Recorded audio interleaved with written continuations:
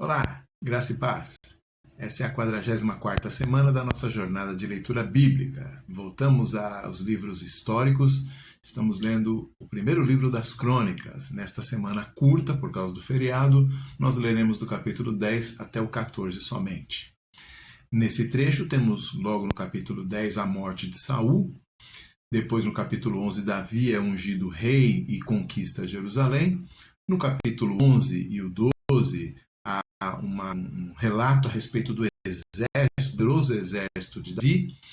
E no capítulo 13, Davi tenta trazer a arca de volta a Jerusalém, a arca do Senhor, a arca da aliança, a arca que representava a presença de Deus no meio do povo. Ele falha nisso. No capítulo 14, ele derrota os filisteus.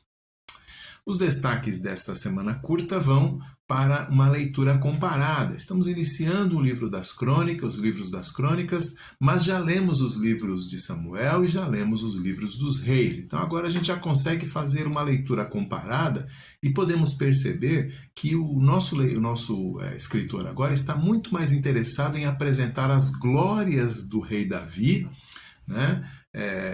As glórias em geral do reino de Israel, mas especialmente as glórias do rei Davi, muito mais interessado do que alguns outros detalhes não tão interessantes, não tão relevantes para esse propósito que ele tem. Por exemplo, o reinado de Saul, que nós sabemos que foi um reinado desastroso e que traz muitos detalhes lá no primeiro livro de Samuel, aqui é resumido a um único capítulo, né? Então ele não está muito interessado em falar de Saul e das dificuldades que houve ali, dos problemas que Saul teve.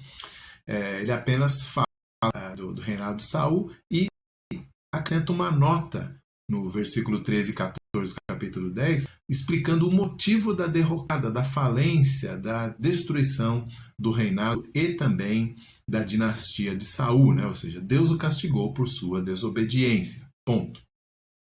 Pelo mesmo motivo de selecionar as glórias do reinado de Israel, ele não vai mencionar, como nós veremos na próxima semana, né? Conforme avançarmos aí na história do rei Davi, ele não vai mencionar o adultério de Davi, a sua conspiração para o assassinato de Urias e o encobrimento, né, dos seus que ele cometeu, né, que estão lá no segundo livro de Samuel, capítulo 11 e capítulo 12. Né?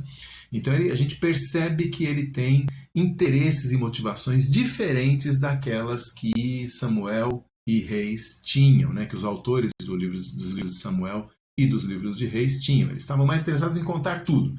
Ele está selecionando um pouco mais o que ele quer passar para o seu povo, né? Um outro detalhe ainda nessa linha é a menção a todo Israel. Nós vemos várias vezes o nosso autor falando de todo Israel. No capítulo 9 ele começa falando disso, no capítulo 11 ele começa falando disso, no capítulo 12 ele fala disso, no 13, lá no versículo 5, no versículo 6, no versículo 8, no capítulo 14, versículo 8, e depois a gente vai continuar vendo ele falando de todo Israel, todo Israel.